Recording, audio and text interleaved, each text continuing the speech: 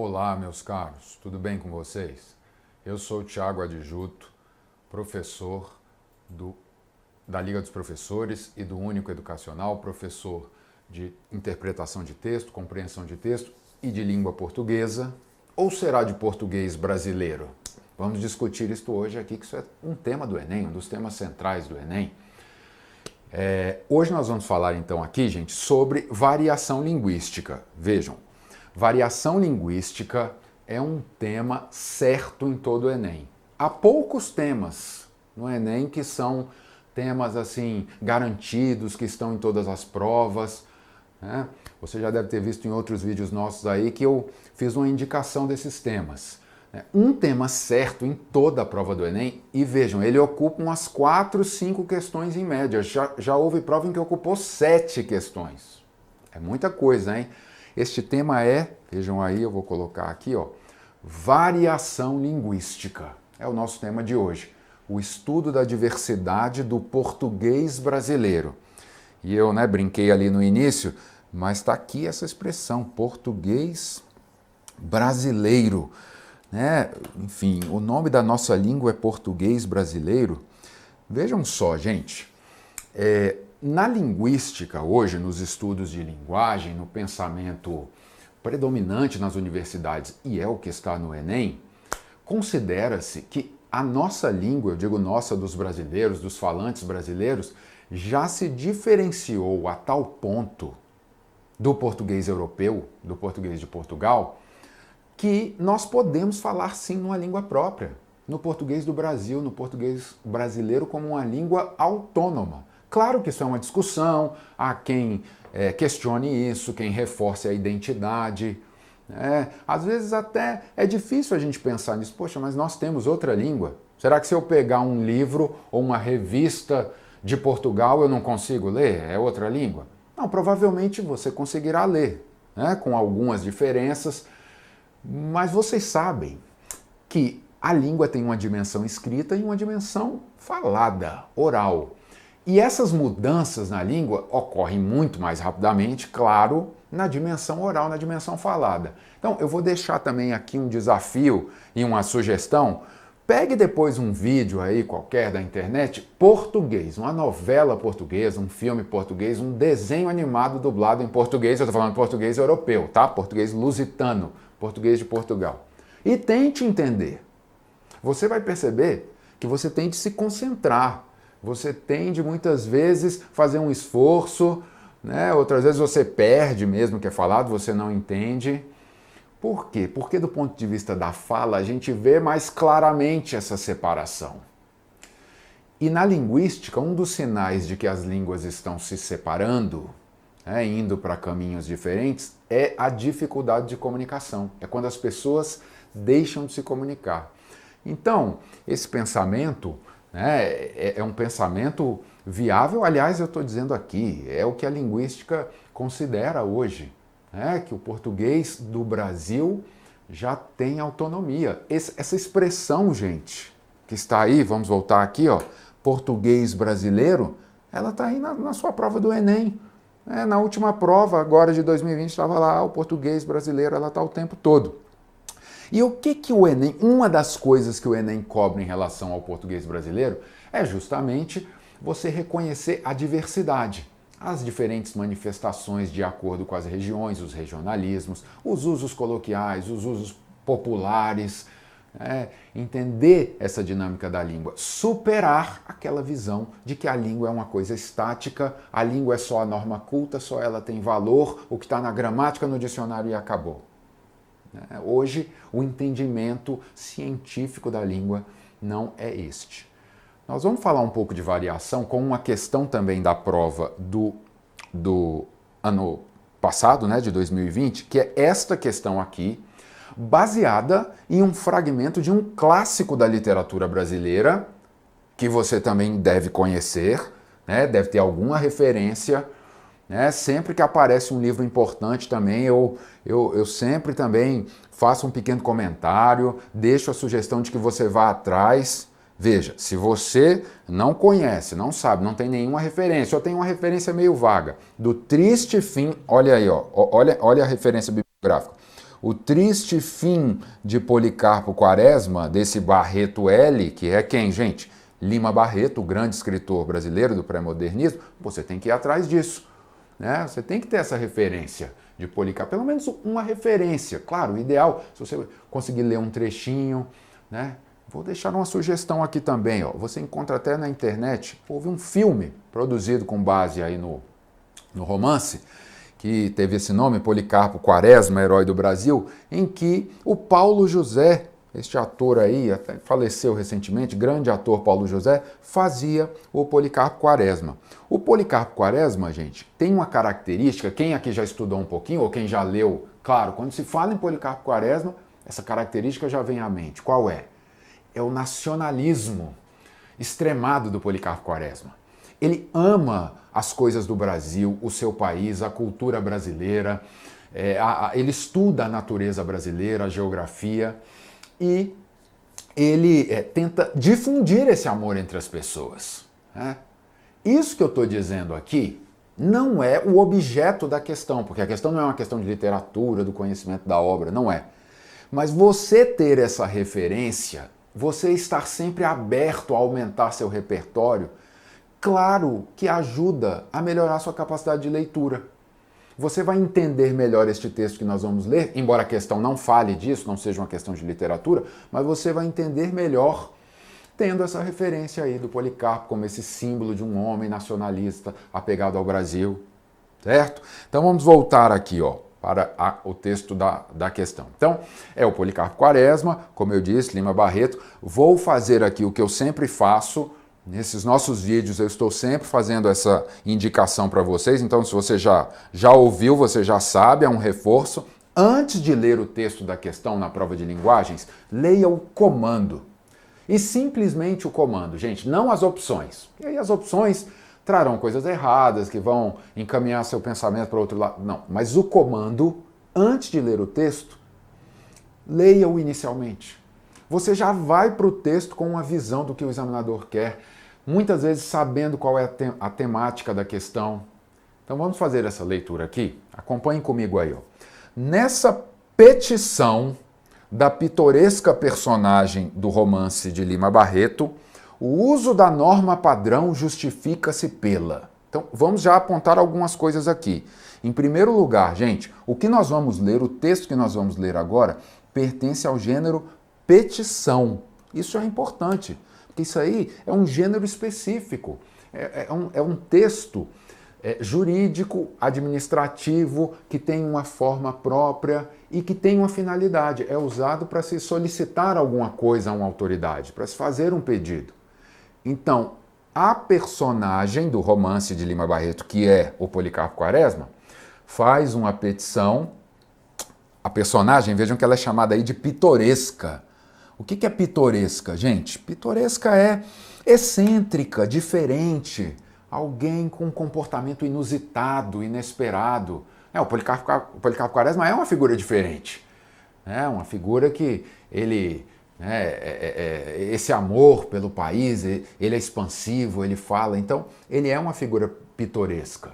Então, vamos voltar aqui. Então, nós vamos ler uma petição, esse documento jurídico, administrativo, em que vai haver um pedido, né? Petição vem de pedir, é isso. Da pitoresca, dessa personagem extravagante. A pergunta, na verdade, é: por que foi usada a norma padrão nessa petição? Eu tenho certeza de que muita gente aqui, sem nem olhar as opções, já fez a relação. Né? Por que foi usada a variedade culta, a norma padrão, nesse documento aí? Vamos ao texto? Vamos ao texto aqui para nós destrincharmos algumas coisinhas interessantes. E eu vou aproveitar a questão, não só para resolvê-la aqui, mas para deixar também, certo, uma ideia aqui com vocês, que também é um princípio que está por trás de várias questões do Enem sobre variação. Olhem aí, o texto diz assim: Policarpo Quaresma, então é um documento que o Policarpo escreve, Policarpo Quaresma, cidadão brasileiro, funcionário público, certo de que a língua portuguesa é emprestada ao Brasil. A gente estava falando sobre português do Brasil e português europeu, lusitano, né? Olhem a ideia aí do Policarpo Quaresma, né? Ele está dizendo, né, aí que a língua portuguesa não é a língua mesmo dos brasileiros. Ela foi tomada de empréstimo. Os portugueses emprestaram aos brasileiros. Então, certo de que a língua é emprestada ao Brasil, certo também de que por esse fato, o falar e o escrever em geral, sobretudo no campo das letras, se veem na humilhante contingência de sofrer continuamente censuras ásperas dos proprietários da língua. Vamos entender essa parte? Deixa aqui no texto, por favor, Rômulo. Olhem o que está sendo dito aqui. O Policarpo Quaresma está dizendo que nós brasileiros, nós nos vemos na humilhante contingência, na humilhante situação de sofrer censuras dos donos da língua. Que ele está dizendo aí que quem são os donos da língua? São os portugueses. E quando nós brasileiros usamos de uma maneira diferente da deles, eles vêm nos censurar, nos criticar, né? Dizer que nós estamos usando a língua de forma errada, né? Então, ele está dizendo, olha, então como nós sofremos essas censuras ásperas, censuras duras, hostis, como a língua é emprestada, como nós ficamos recebendo essas críticas dos portugueses, vamos voltar aqui. Uma próxima justificativa. Sabendo além que dentro do nosso país os autores e os escritores, com especialidade os gramáticos, não se entendem no tocante à correção gramatical, vendo-se diariamente surgir azedas polêmicas entre os mais profundos estudiosos do nosso idioma. Quer dizer, então, também por causa disso, porque os gramáticos, né, vocês já viram isso estudando alguns assuntos de gramática. Um gramático diz que é de um jeito, outro diz que é de outro. Os gramáticos não se entendem, né, e aí a gente muitas vezes tem que, né, saber o que o gramático diz, que aquilo é facultativo, que outro pensa de outra maneira. Então, ele está dizendo, olha, considerando todos esses problemas, vamos resolver esses problemas? E tomado pelo espírito nacionalista, que eu disse aqui, é próprio do Policarpo, olhem o que ele propõe aí. Então, eu vou até, pegando o nome dele lá no início do texto, né? Policarpo Quaresma, cidadão brasileiro, usando do direito, voltando aqui para o final, gente, usando, né, do direito que lhe confere a Constituição, vem pedir que o Congresso Nacional decrete o Tupi-Guarani como língua oficial e nacional do povo brasileiro. É só isso que ele pede, que o Tupi-Guarani seja então convertido, transformado na nossa língua oficial. A pergunta que está aqui, vamos voltar aqui, a pergunta da questão, ela nem tem a ver com o conteúdo da questão, né? A gente aproveitou para falar um pouquinho e tal do Policarpo, né? Mas a pergunta é o seguinte, olha, por que o Policarpo Quaresma escreveu essa petição usando norma padrão, usando a variedade culta, né, respeitando as regras da gramática? Como eu disse, você resolve isso na sua cabeça antes de olhar as opções. Você diz, professor, é um documento formal, é uma petição, está dirigida ao Congresso Nacional, um ambiente de formalidade. Então, há necessidade do uso da norma padrão. O contexto, a situação pede a norma padrão. Olhem aí as opções. Qual é a opção que diz isso? Já está aí, logo de cara, né? A situação social de enunciação representada. O uso da norma padrão justifica-se pela situação social de enunciação representada. Muita gente teve dúvida, se enrolou um pouco com essa letra A por causa da palavra enunciação. Gente, essa palavra está o tempo inteiro no Enem. Então guarde essa palavra. Você conhece enunciado? Então você sabe o que é enunciação. O que é enunciar alguma coisa? É dizer, é falar, escrever, produzir um enunciado, produzir um texto. Então, situação de enunciação é o mesmo que situação de fala, o contexto em que aquele texto foi produzido, que nesse caso é um contexto formal, é um documento, né, administrativo, dirigido ao Congresso. A situação pede isso. Deu para perceber aí? E nisso se baseia a resposta da questão. Mas eu não quero acabar aqui não, eu quero deixar uma coisinha a mais para você. O que está por trás dessa questão que já apareceu em inúmeras outras questões do Enem sobre variação linguística? A cobrança do reconhecimento, gente, do princípio de adequação linguística. Porque vejam só, Vamos fazer um resumo aqui dessa matéria de variação. Olhem, vou colocar aqui para vocês o conceito, um conceito bem curtinho, simples, mas que hoje é o conceito de língua, assim, mais moderno, né, que condiz com todas essa evolução nos estudos linguísticos, né? O que é uma língua? Qualquer língua. Uma língua é um conjunto de variedades linguísticas. Olhem aí, uma língua não é uma coisa única. A língua não é só norma culta, norma padrão. A língua é um conjunto de variedades. A norma culta, que o Policarpo Quaresma usou, né, a variedade padrão, a norma padrão, é uma dessas variedades. Ela é importantíssima, ela tem que aparecer em vários contextos na nossa vida, claro, mas não é a única variedade. Existem outras.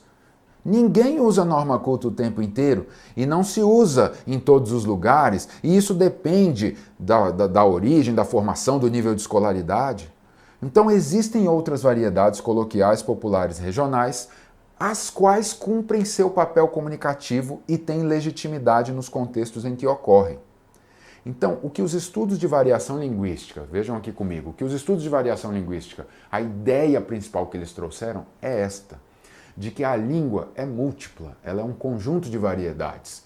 E essas variedades têm o seu lugar. Então, eu não posso julgar os usos da língua simplesmente me baseando na norma padrão, como se eu tivesse de usar a norma padrão em todos os contextos. Quer dizer, a norma padrão não pode ser o referente de tudo, né?